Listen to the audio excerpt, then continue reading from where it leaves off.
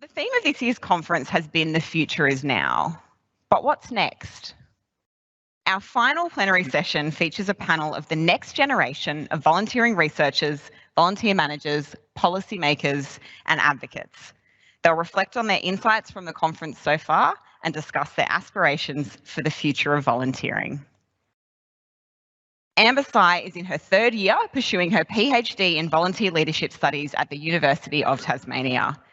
Prior to her PhD program, Amber sought to cultivate meaningful connections between international students and local communities by founding a Tasmanian volunteer tour program in 2017, which continues today. She also teaches Introduction to Emergency Management and Leadership in Organisations at UTAS. Zach Reimers is the Policy, Research and Advocacy Lead at Volunteering Queensland.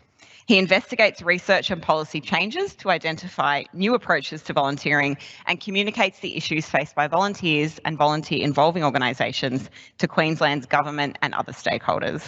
Before joining VQ, Zach coordinated volunteers for large events, including the Brisbane Festival, the Woodford Folk Festival, the World Science Festival, and the arts component of the 2018 Gold Coast Commonwealth Games. In his spare time, Zach creates spreadsheets out of ABS data for fun. To be fair, they are so useful. Bridget Delaney is the Strategic Manager for Innovate and Lead at Volunteering Tasmania. For the past 15 years, she's provided learning and development opportunities across local and international industries, finding creative and fun ways to develop spaces for strategic thinking. Bridget has been highlighting the contributions young people are making in their communities through the Youth Volunteer Army in Tasmania. And last but certainly not least is, well, I took the thunder out of that, didn't I? Is Volunteering Australia's very own Jack McDermott. Jack graduated from the ANU in 2020 with a Bachelor of International Relations and First Class Honours before coming on board at VA as a policy officer. Last year, he took on the additional role of National Strategy Research Fellow, and he played an instrumental role in helping to write the national strategy and was involved in the entire co-design process from beginning to end. Please welcome our panel.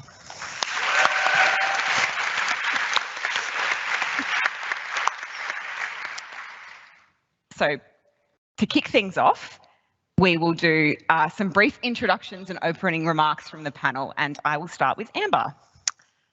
Oh, hello everyone. I'm Amber, and I'm a PhD candidate studying volunteer leadership. And right now I'm investigating what leadership practices volunteers want, what drives them to keep volunteering, and what would make them to consider quitting. And I study this in the context of emergency volunteering, in scenarios of day-to-day training and interactions. So most often people volunteer to see themselves doing something meaningful or perhaps challenging, but it's also the camaraderie, the sense of belonging, and especially for young people, it's mentorship and empowerment that makes them keep going back to those training sessions throughout the quiet season. So in that case, it's not so hard to imagine that there's often someone in a group who can set the tone of an atmosphere through their presence, energy, and behavior. And that's how good leadership can form. It's more than just technical skills and more than experience. And leaders themselves don't do leadership. It's co-created by leaders and their people. But it's also a difficult position to be. After all, people do expect or react to leadership differently depending on their age, culture, and specific motivations. So, for example, I was a volunteer for 6 months until I was hired to manage and recruit volunteers who are mostly international students in Tasmania. And I think we were doing all right recruiting volunteers. Within a week, we could get about 20 to 30 people to volunteer for a cleanup day. And so far, we have about 2,000 international students who have volunteered with us, and this is just within Tasmania. But as I said, it can also be quite challenging sometimes, especially when volunteers didn't do what we expected them to do, and I didn't feel like I had the legitimacy to tell them off because they are volunteers. But slowly I got better at it because I kept pushing myself to learn the way they think and talk and just try to be supportive to get their trust. So I was glad that even though I wasn't called off to be an extroverted, charismatic leader, I was still able to adapt myself to be a good leader for them. So last thing I want to share is that there was one thing I was quite afraid of when I first started my PhD, is that it's really hard to change the way people do things and how organization operates. The issues that researchers found 20 years ago are still there 20 years later. And I was like, oh, how do I know if my research is going to make any difference? But the more I learned about leadership and volunteering, the more I realized that there are people like you, like me, we're all here at least trying to learn some new perspectives. And I think most research implications don't have an immediate expiry date. And volunteer leadership, bettering it, is a journey, not a destination. So I think as long as we're onto it, like we are right now, we're already seeing a better future for volunteering. That's me, thank you.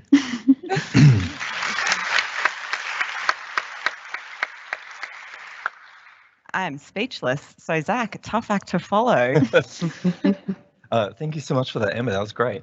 Well, I want to talk about, obviously we know we live in a time of very disruptive technology. You know, the themes the future is now, and many of the things that we could imagine as kids as taking place in the future, we kind of have. A lot of services are on demand. For some of you, the majority of your meetings might be by video link online. And aspects of our lives are changing, but still sometimes we find ourselves, not all the time, but sometimes trapped in a model of volunteering that was really made for the past and is not made for the future. So if you manage volunteers, actually that's been thrown around a lot, so I want to see, could I see a show of hands, who manages volunteers as their role or has in the past? Yeah, fantastic, excellent. So we all know what we're talking about here, which is that you're overworked, you're underfunded, and lacking time and resources. You don't have excess time and resources to sort of break that mold and sort of leapfrog forward. So I wanted to talk about the most underutilized technique, in my opinion, in volunteering, because we're all very good ethical people, and that technique is ruthlessly stealing from every person around you. So, but obviously I'm not talking about stealing stuff. My laptop is side stage and I want it to be there when I get back. Or outright plagiarism. The national strategy is great, but don't publish it under your own name and share that around. More like the idea of steal like an artist, if you've ever heard of that before. Stealing core concepts and philosophies that have already had proven benefits, and you know that because it's affected you in some other part of your life. So it might be more polite to say appropriate or reference, but if I say steal, then maybe you'll remember, so that's great. I think Mark used the term cross-sector learning yesterday, so I'm going to steal that when I can't use the word steal. But look, okay, so picking up ideas from others, that's not new to any of us. That's why we come to conferences like this. But I think we come to things like this with a very curious mindset, with eyes wide open. And then when we go back to the humdrum, the day-to-day, where we have pressing needs back at our desk, I think sometimes we lose that curiosity and we stop asking of every single thing we see, how can this help me? How can this benefit my team? How can I use this? And that's how we approach things like this. But we can just sort of maintain that every day. So I want to go into one in particular. It's an overall sort of approach. When I worked more directly in volunteer management, I would do this because I'd come into an event with about a month and a half before the event sometimes. I don't have time to come up with new ideas, so I'm just taking what I can.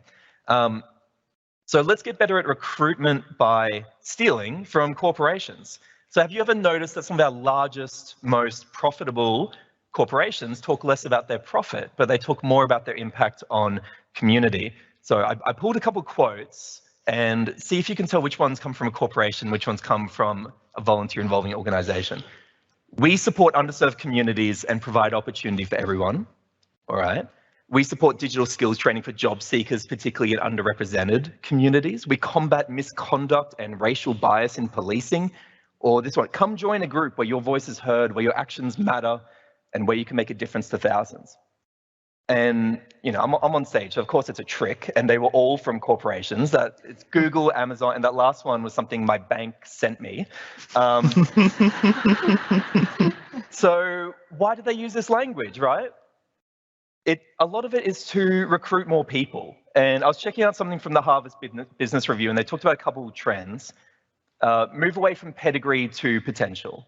So this is what they're doing. They're asking fewer required skills and experiences, and more looking for sort of curiosity, raw talent, attributes, attitude, all that sort of thing. And I see so many volunteer positions listing. This is just a small practical thing where they're using the like essential skills part as like a wish list of, this would be nice if you had all these. But for the audience, this is a list of reasons why I can't apply if I don't tick every single one of these boxes. You're cutting the pie narrower and narrower and narrower every item you add. Move away from preset career paths to self-authorship. How many volunteers out there are in the same role that they happened to apply for months or years ago when actually they knew less about what your organization does? Now they could make a more informed choice. Moving from time served to impact delivered. We love to celebrate volunteering milestones, and it's good we do. Serving for 12 months, being part of the team for 12 years, but impact is more important. So 12,000 meals prepared, 12 families in accommodation. And so these major corporations spend hundreds of millions of dollars and thousands or millions of hours of research and evaluation in their recruitment to do what? To look like us, to look like volunteer organizations, right? But we shouldn't see this as competition. We should see this as a type of confirmation. That after this long, exhaustive search, what was the answer they came up with? Well, it happened to be the thing that we're kind of doing the whole time, which is improving people's lives, forging connections between people, and making real impacts in community. We have the home turf advantage there. So let's cut to the end. It's like we say to the biggest corporations in the world, you go ahead on that difficult trail. I'll meet you at the finish line. You tell me what you learned along the way, and then I'll just kind of take it from there. Thank you very much. There's a lot of other areas. I'm going to wrap up. There's a lot of other areas where you could apply this. So if an ad motivates you to purchase a product or change your behavior, critically analyze why. Why did that happen? If you're applying for a government project or a government pitch, try and emulate their language. They probably have some sort of departmental strategy or task force. The minister has probably given some speech in Parliament a few months ago, sort of laying the groundwork for this. Can you emulate or steal or cross-sector learning their language? And even from the volunteers. Now, I'm going to trust you to not steal from your own volunteers out of context in this video, but what language do the volunteers use for what matters to them? And how do they describe their role within your team?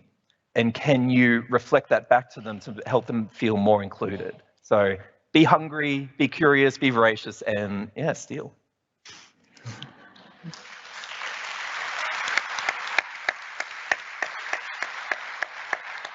I love the phrase, can you cross-sector learning that? Yeah. Can you? Can you? Well, someone who is very well versed in cross-sector learning things is Bridget. Hello. Hi, I'm going to be talking on, I guess, my experience with Youth Volunteer Army. And the Youth Volunteer Army, we actually took that idea from New Zealand, the Student Volunteer Army, who have been doing it for 10 years. And we brought this to Tasmania because what we heard in the community and with our VIOs and what we were seeing in the data didn't match. What we were hearing is that we need more young people to volunteer, but what our data showed us was that young people were volunteering at comparable rates to 60 to 65-year-olds in Tasmania. So what we knew then was that how we talked about volunteer, how volunteering showed up in our communities wasn't translating to the younger generations. So what we did was bring the Youth Volunteer Army. The Youth Volunteer Army works to recognise the contributions that young people make to our communities and help them translate those experiences and skills into employability skills. So we have taken this app-based program into schools. Young people can log their hours. They are prompted to think about the skills that they've used. They are asked to put those skills towards the United Nations Sustainable Development Goals, which I'm stoked has been quite a highlight across quite a few of the talks at this conference. Young people are able to see how they are directly impacting not only their local communities, but the global community and what their impact is doing on that scale. They are then given a CV of volunteering that comes out the back of this program that they can take for employment. It all sounds really simple, and there's certainly a lot of, it sounds like a really basic idea, and it actually gets picked up super quickly. But I guess what the real learning coming out of the back of this is that young people are volunteering, and they are volunteering for purposes that they care about. And that sounds simple. Oh, and communities they're connected with. Sounds really simple, but I think we need to broaden how we think about community and not just think of it as a geographical location, but as a group of people that we connect and bond with. And I think often that is what gets missed, because just because a young person is sitting in a town doesn't mean that they feel safe or connected with that town. So the wonderful thing about this program is that we are getting a lot of data, and as we know, data makes the world go round. But young people are putting down what they are contributing towards and the activities that they are doing with organisations, but also informally. Informal volunteering is massive. And I think what's really exciting is that we are seeing all this informal volunteering, but we basically have a roadmap to what volunteering may or may not look like in the next 20 years. These are the people who will be volunteering within our organisations moving forward. These are the people using AI and technology. These are the people using the language that relates to them. And this is who will be sitting in these seats come 20 to 30 years from now. We have a timeline of intergenerational volunteering right in front of us. We basically have the instruction book sitting there. We just need to engage with it. And we need to ask questions, and we need to be curious about it. And we need to think about which parts of our systems and our processes and our procedures are movable, because young people are going to be here. So we should probably make a little bit of room and be as flexible as we can for them. And that's Thanks. me.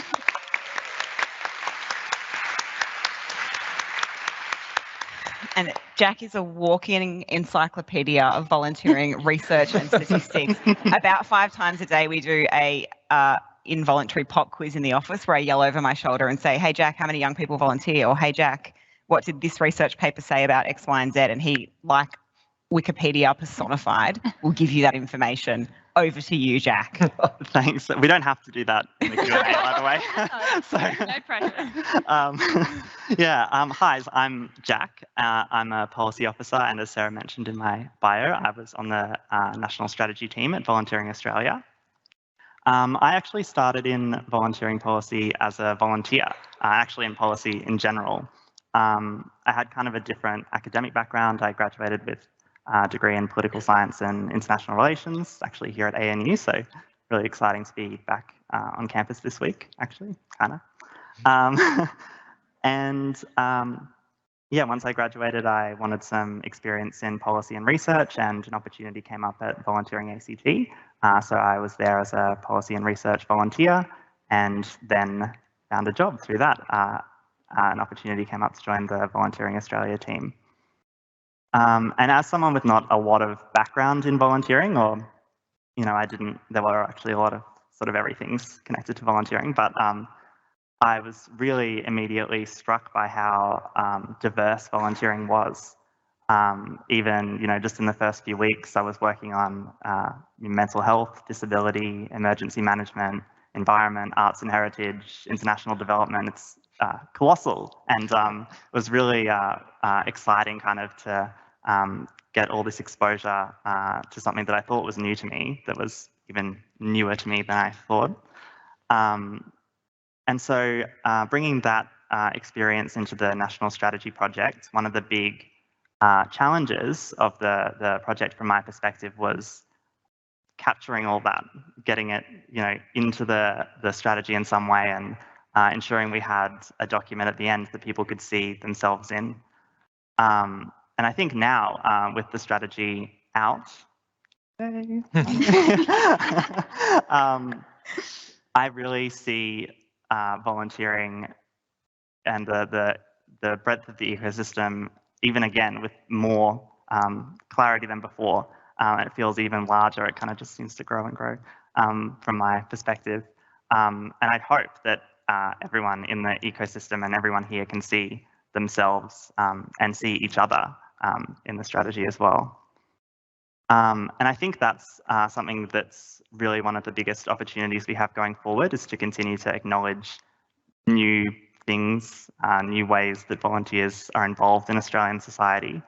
And then, should be easy to extend that beyond the ecosystem to Australian society in general. Simple. But it's quite a big task ahead, I think, for the next 10 years. But I have to say, being here this week and meeting people from all different backgrounds and from all across Australia who have an interest in the national strategy and see value in a national volunteering conference has given me a lot of confidence in that future. So thank you all for being here. And that's me.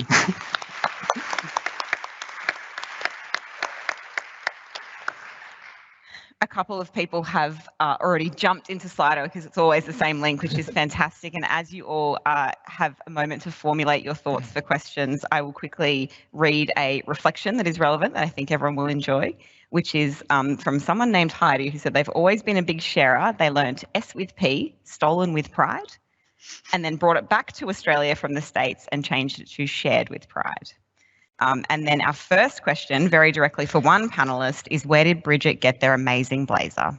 It's got a unicorn on the back, which really sung to me. I bought it online on sale. It was amazing, but it's Sass and Bide. I don't think we're surprised by that. Do we have any questions in the room?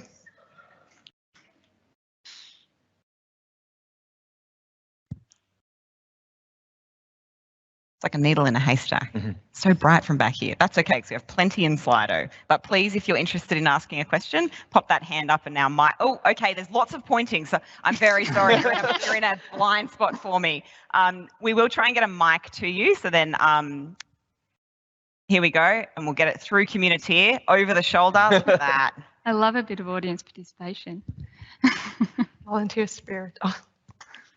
Hi, my name's Bridget. Hello. My name's Bridget. I work for Teach, Learn, Grow, and our volunteer base is university students. And I think, I just want to say thank you to the panelists, all 5 of you. Incredible and great to, I guess, see the youth voice represented. Although our volunteers are like 18 and 19, so they would say that you and I are all very old.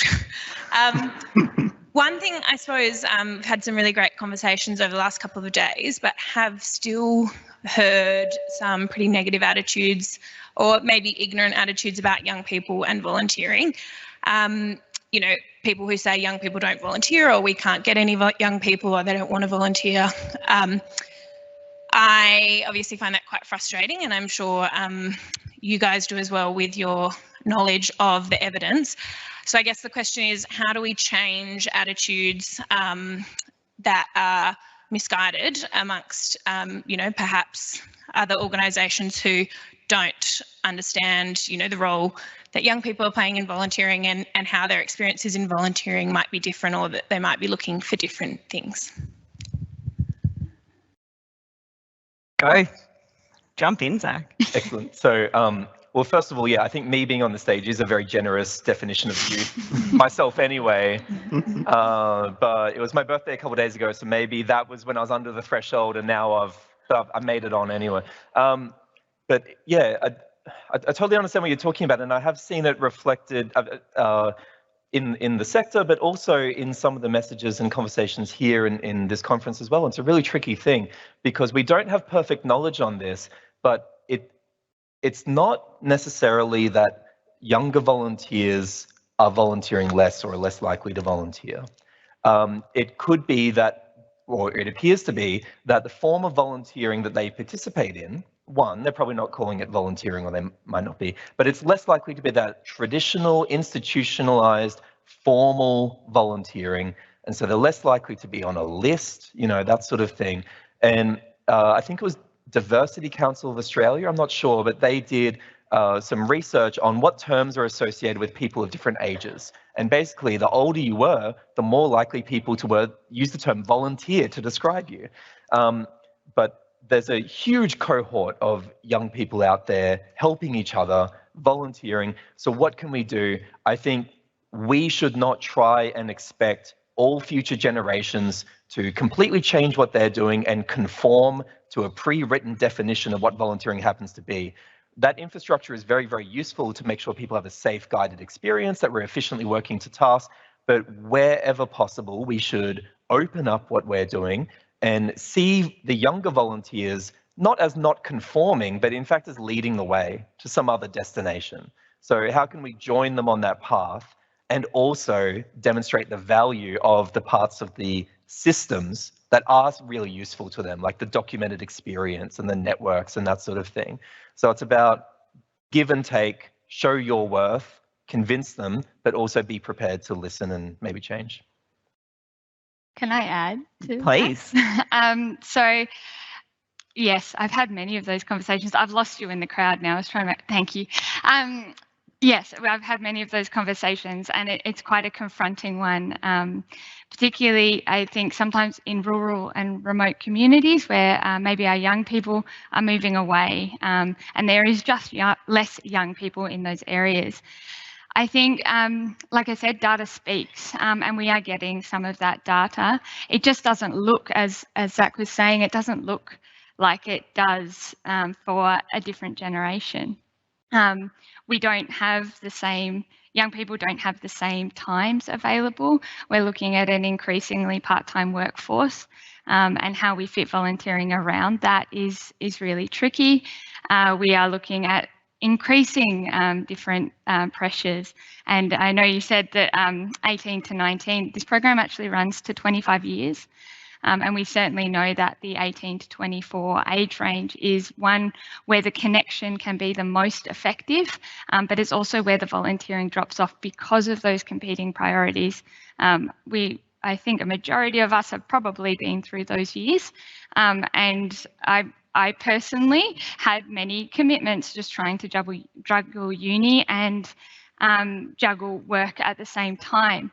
I think one, as a sector, we need to be empathetic to those competing priorities, especially in regards to cost of living crisis that we're currently going through, homelessness and all that sort of hard and heavy things. But also, I think what we can do as a sector and as advocates for young people in these spaces is to challenge that rhetoric, is to have that data ready to go, is to show the impact that young people have.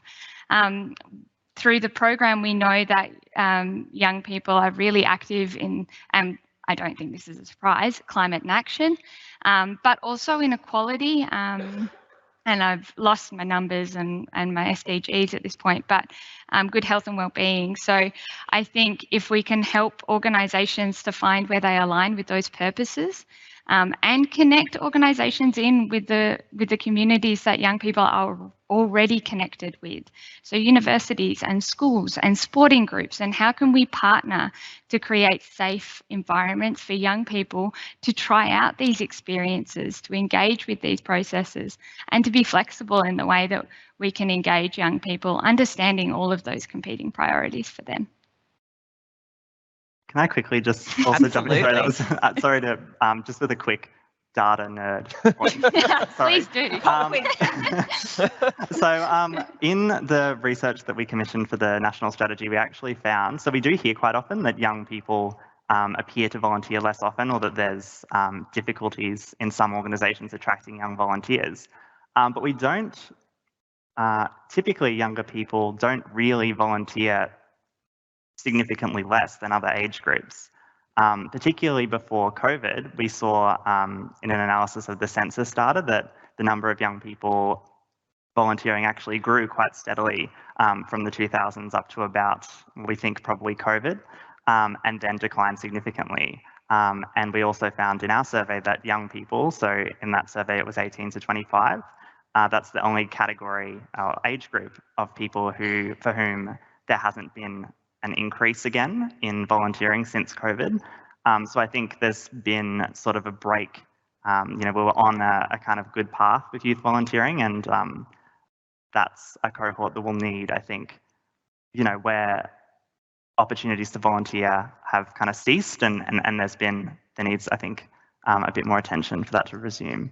Jack, when you say that, the youth volunteering, is that including informal and formal? That's actually just formal. Formal. So that's just through organisations, and so there can be an informal component out there that's trickier for us to measure, basically. Exactly, but that would be in addition to formal volunteering opportunities as well.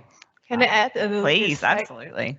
So I think I'm taking a sidetrack, because I recruit international students to volunteer with us, and we actually receive lots of thank you cards saying that how grateful they are that we have helped them to find a job later on the track and discover their potential. And also we got them to do something healthy mentally and physically, because being by yourself alone in a foreign country can feel quite isolated. So we have more than one volunteer told us about it, like, oh, they got to go out their dorm and do something. And I guess I would like to ask some points. If you do want to have people to volunteer for you, I only realized the method that we're using actually follow the behavioral economic principles called EAST. So it's easy, attractive, social, and timely. Should I add examples? So easy, so we just made the sign-up process really straightforward. The less thing they have to worry about, the better. So we covered transportation, food, and insurance. You must have insurance. And so what's next? Attractive. So we usually include some other activities besides volunteering. So like visiting a lavender farm, feeding horses, something they haven't experienced in Australia. And social. So we usually, in our advertisements, we put pictures of people they can identify themselves with. And we put it on different Facebook groups, and we translate the message if we can. So Chinese, Vietnamese, Pakistani, as long as we can. And finally, timely. So for example, we had to ask, what do international students want at their current stage of their lives? And most of them, many of them, want to stay in Australia. And in order to do that, they have to prove that they have been engaging with the local community. So we will go collaborate with local groups and charities. And at the end of the day, we will give them a beautiful certificate. So yeah, if you want people volunteer, EAST, easy, attractive, social, timely. I'm combining two into a two-part question, and I would love to hear from Amber first. So the first part of the question is, I'll ask both parts before you start, just so you can keep it all in mind. The first for everyone is, do you feel as younger members of volunteering leadership that you're listened to enough? And then the second part of that question is, how do we cultivate young leaders to have a passion for volunteering so that future decision makers in government and corporate and other parts of society see value in resourcing volunteering? What's the first part? Do you feel like we listen to, as young leaders in volunteering, do you feel like we listen to you enough? Do you feel like we, the ecosystem, government? I think so. Because I'm a researcher, so I read papers, and I see researchers definitely put lots of efforts into segmenting their sample and try to hear what people want, what these young people want. And an organization such as Volunteering Australia do always put them into the national strategy for volunteering. So yeah, I think we're doing all right. Definitely, and especially if you're asking these questions, I'm sure you are reflect on it. So that's great. And what are your reflections on how we cultivate young leaders? What's your research showing? Well, most of the anecdotal evidence saying that, well, leaders climb themselves up to the leadership positions. But I think volunteering itself is a showing of leadership. You're willing to step up and do something. And through volunteering, you learn something. I don't think leaders are like you're born to be a leader or something. Everything you learn and then you experience, then you gradually people put expectations on you that, oh, I think you're going to be good at it. So mentorship and empowerment is pretty important. And if we are lucky enough to get a leader, a mentor that empowers you, that delegates good responsibility onto you, and then you feel like, oh, I love this experience and I want to do more. I don't know if I answered the question correctly. I feel like you definitely did, but does anyone else have reflections to build on Amber's start there? Go. Sorry. In fact, I keep asking you for permission. Just go wild. I think we're just cycling through. Yeah. So personally, I do feel very listened to, but I'm also lucky to be in part of the team at Volunteering Queensland, with a state peak body. So we have a good role in representing volunteers. I think the gap where people are not listened to is getting more, not necessarily leaders of volunteers, but young volunteers themselves and young non-volunteers, the people that we increasingly need to reach, or people who give their time but not through organisations. And then when they are on a panel, to also keep in mind that there might be an imbalance in terms of confidence and experience on that panel, and that having a seat with their name on it isn't necessarily the same as actually listening to them. So I think that's a tricky thing. In terms of engaging more young leaders in volunteering, I only reflect on my past experience. An extremely brief story is I was in a volunteer team where we didn't have defined roles. At an event, a phone would ring, someone would answer the phone, they'd kind of prioritize the task, and then they'd send us out, and we'd cover gaps or where there's more demand. The people answering the phones that year happened to be having a tough experience, and almost all of them quit, and I was still turning up to shifts and there's no one there, and if a ringing phone demands to be answered. So I was like, well, I was 17. I was like, whatever, I can do this. So I sat on the other side of the desk, started answering the phone and just sort of picking tasks for others to do. And the big thing is, the next year, then they contacted me and they're like, would you like to do that properly? And I think just take a chance, take a shot, and let people have a go. And even if you might look at them and think, well, they have so much more to learn. Well, how are they going to learn if you don't just give them a go? Give people genuine responsibility and power for that moment of time. So I think Zach probably actually showed the example really well. I've done a fair bit of learning and development opportunities for people across the community services. And I think what I saw there and what I see in volunteering for young leaders is that it's accidental, and it takes someone to have initiative, and it takes someone to, be brave enough to step up. And we don't necessarily have those formal, safe environments where young people who maybe don't have those confidences can take up those opportunities. So I think we could do more towards supporting young people into leadership roles and cultivating leadership amongst young people in a more deliberate, safe and considered way. Not disvaluing any of, the accidental leaders, and I name myself kind of up as one of them. I've certainly just taken the opportunities that have come at me, which is great for me. But yes, I think we could be more deliberate sometimes in the way that we cultivate our young leaders. And in terms of do we always feel listened to? I'm very lucky. I'm in a team that is very supportive and listens to me ramble on a daily basis.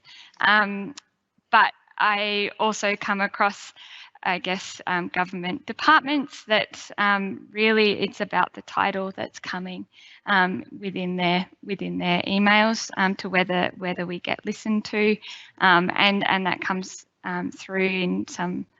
I guess the hierarchy is still very prevalent, and if you fit within the hierarchy, then great. But if you don't, I certainly have heard the moments when what I'm saying is not translating into a conversation.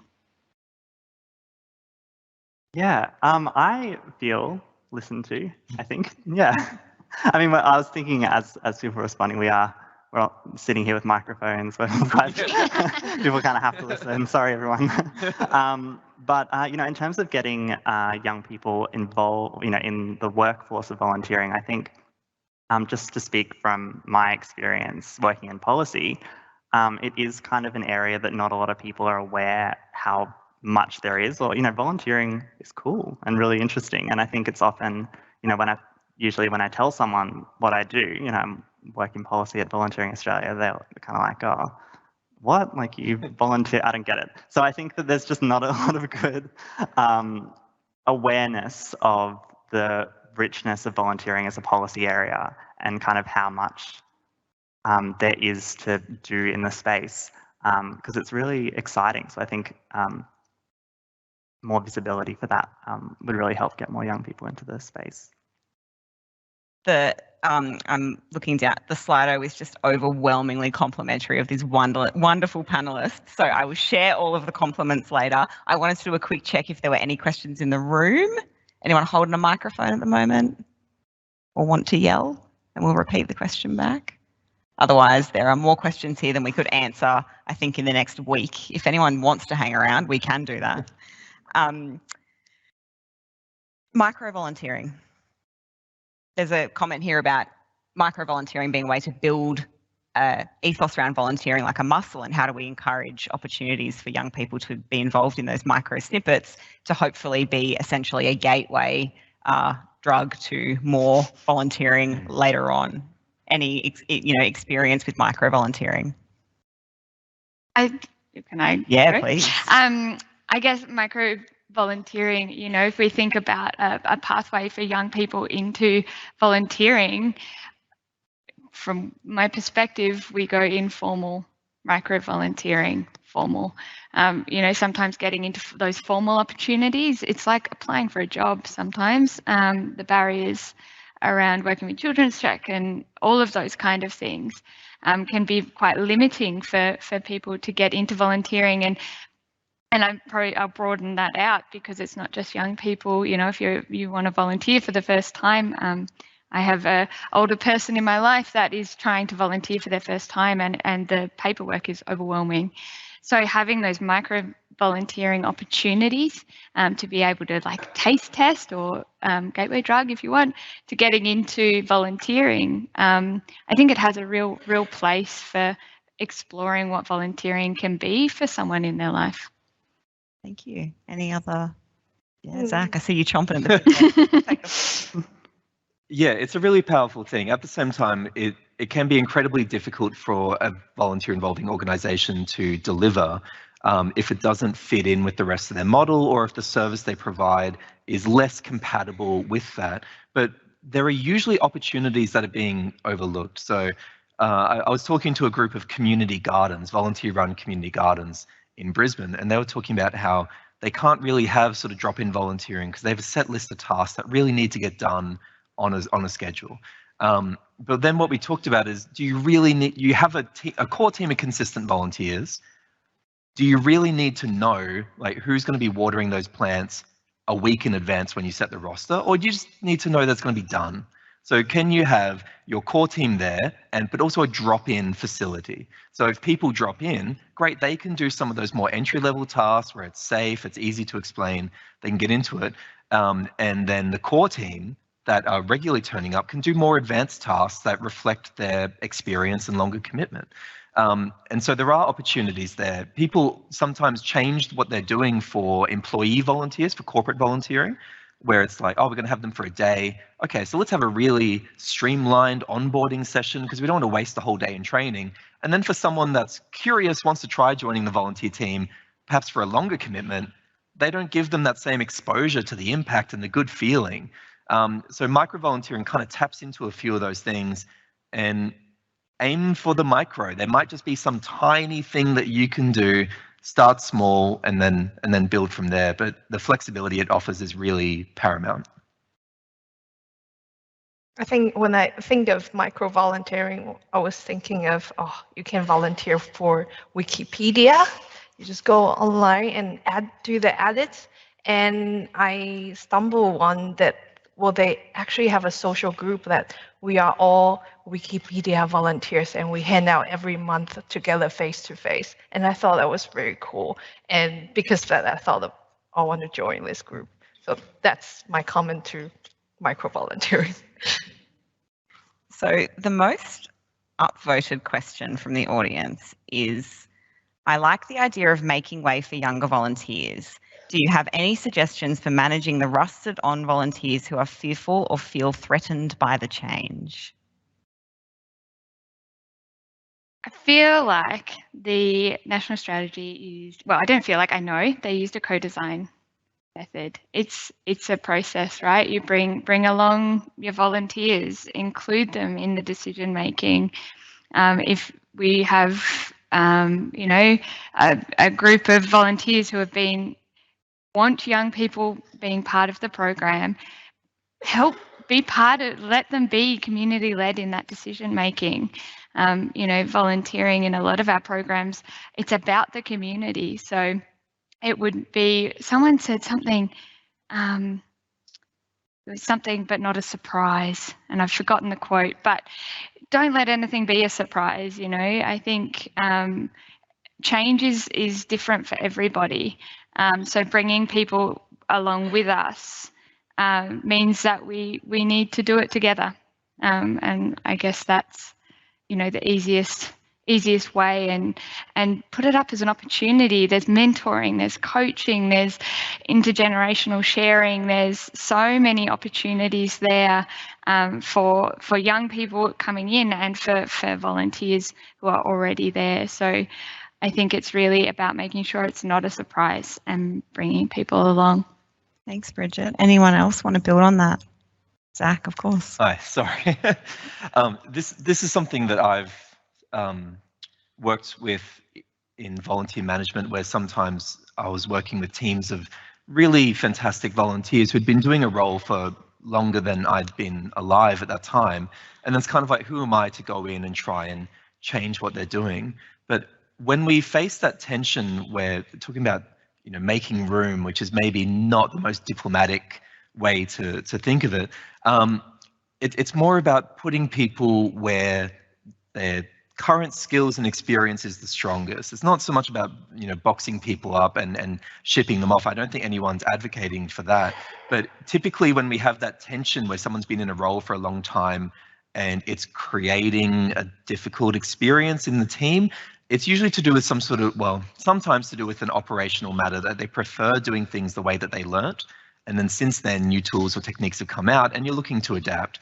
So what we can do is invite them to have a less operational role and invite them to a role that better reflects their skills and experience. For example, documenting the history of the group, or writing a sort of handbook of getting that wisdom down that might just be in their head and not written anywhere, that then serves as a really, really good set of guidelines for all the future generations of people that you're bringing on board. So those lessons aren't learned if that person eventually steps down. And you're not saying, we got to get you out of this because you're slowing us down. You're saying, we want to do better and you can help us that if we can harness that knowledge that only you have that unique benefit.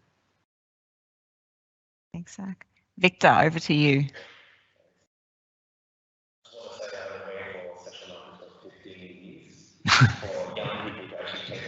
Plenary session, so it's great to see.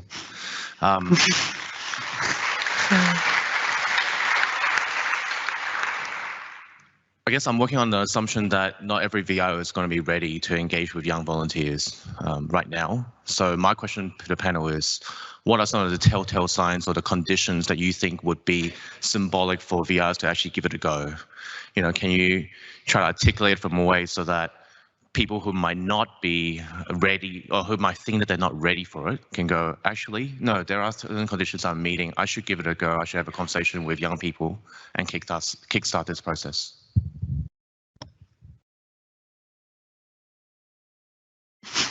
Anyone? Go, Zach. They're all being so polite, courteous to one another. Just jump in. I don't think there's a set list of criteria. I understand what you're asking. I think it's easier to identify the things that are signs that they're not ready to go ahead, which is by and large either a lack of imagination, or if you have difficulty imagining what those things might look like, an unwillingness to learn. And so here's a little example that comes from me signing up to volunteer with a group where can I apply to volunteer? Great, you have to fill out this form. We need your signature on it, and you need to do it on a paper form. Okay, great. Find a printer. I don't have a printer. Find a printer, print it out, go into the office, and then they immediately just kind of take it, put it in a scanner, and scan it, and I was like, I could have done that from home, So there are little tiny signs like that you may not realize in your engagement of volunteers that are kind of a symptom of a larger philosophy, which is, in this case, I felt like this is a sign that they're not necessarily going to respect my time, because one of the largest barriers for young people getting involved in volunteering is just the logistics of it, just the commute, And so, yeah, I think it's unfortunately easier to find the things where they're not ready rather than where they are. But maybe if you just flip it, they're curious, they're investigating, and they see a gap, and you're like, I don't know really what this gap is, but I'm ready to find out, and I'm ready to talk to people. Can I add on to that? I think as well, and someone actually said it in one of the sessions, not assuming that a young person is going to volunteer, is going to fit into a role that you've already got. And I think if you're recognizing that and you're open to the conversation, like Zach was saying, and you're curious and you're listening to hear, then I think from there, young people are resilient and they're flexible and they're adaptable and they have ideas. If you're listening to hear and you're curious about how they want to engage with your organisation or your group or your community, everything from there, is a journey. And I think there's a lot we need to learn, and we will continue to learn. I'm not saying that at any point are we done. So I think this is a continuous thing. If you are ready for those conversations and you are ready to progress, obviously there are processes and procedures and child health safety and all of those sorts of things that need to be considered. But if you're ready to do those things, then I think you are most likely ready to take on young people, and just recognizing when you are there and you are comfortable and you can support them in a safe environment.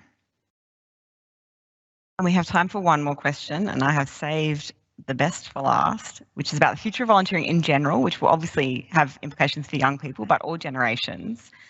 Thinking to the future, do you think that one day we will be volunteering in the metaverse or similar? Wow. Should we go down the line? Yeah. We have time for a final remark from each of our panelists. Gosh, so we'll go down the line. This is beyond imagination. We could go reverse order. Reverse order. Oh, okay. Thank you, Sarah, for this mind-bending question. That was Amber. Handball. Oh, okay. Oh, sorry. Well, either way, thank you, Amber and Sarah, for this mind-bending question. Why not? I mean, and thank you to our panel. I mean, I have to say, so, as I said, I think volunteers are everywhere. And so even now we're seeing a lot of technology being used more in volunteering. There was a lot more virtual opportunities during COVID, and I think we're in a much different place with technology and volunteering than we were even a few years ago. So, we'll be volunteering in the metaverse. I guess we will. Bridget? I have to agree. If volunteering is the heart of Australia, and it's our communities and it's our society, and we do it for connection and belonging, those things are being achieved online. So, and I think I think to not think that would happen is you know, we're going to miss a trick at some point, and we're going to find ourselves with this massive thing that's happening, and no way to comprehend it. So I think we may as well assume it's going to happen. It's not exactly the same, but in a way people already are, because there's a bit of a precursor to the sort of metaverse. There's a online community called Second Life. I'm not a member of it myself, but I've read about it, and there are people who have whole businesses just within this, you know, online RPG, where you have like a sort of digital avatar, your projection of yourself. There are people who have online relationships, online businesses in that world. And then the metaverse is kind of a next step of that, where it's more engrossing, it's more augmented reality. So people already are, so they probably will continue to be. Thanks for the inspiration. I'm a big fan of MMORPG, and yeah, I do have some good social life in that metaverse or whatever. Yeah. And I think, yeah, as long as I love helping people, as long as there are people ask me to do anything, I would. So why not? Like what Jack said. And I mean, I suppose I wonder if one of the questions in people's mind in this conversation is, what does it mean for things like care and support roles, and, you know, climate change and environmental preservation, and though, you know, the types of volunteering roles where they won't be in the metaverse because they can't be. And how exciting. Like, how exciting to have those conversations. And there's a big thing, it's kind of a silly exercise, but if you go back and look at really old ads, and then you go back and look at ads from the 2000s, you'll see that people started using the term real whenever that as soon as we had files that could be digitally copied endlessly, immaculate plastic products that could be mass produced very cheaply, there was less of an emphasis on perfection, and all of a sudden there was a premium for saying it feels real because it's been touched by human hands. And probably the next one, as we're starting to simulate not just products but experiences, is the authenticity of not the product but the experience. So I think having authentic experiences will be a new sort of premium item, and volunteering has a natural advantage when it comes to having a real feeling and an authentic experience. Any final comments?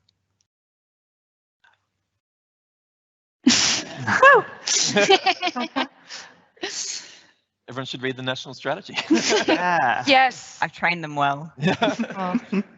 I actually feel really guilty ending this panel because I feel like no one wants it to. The questions that have come through are phenomenal, and someone has just said, last session, normally people would be leaving in droves to get to trains, planes, cars, etc. We're all still here. That says a lot. Thank you. Which is the perfect way to thank our panel.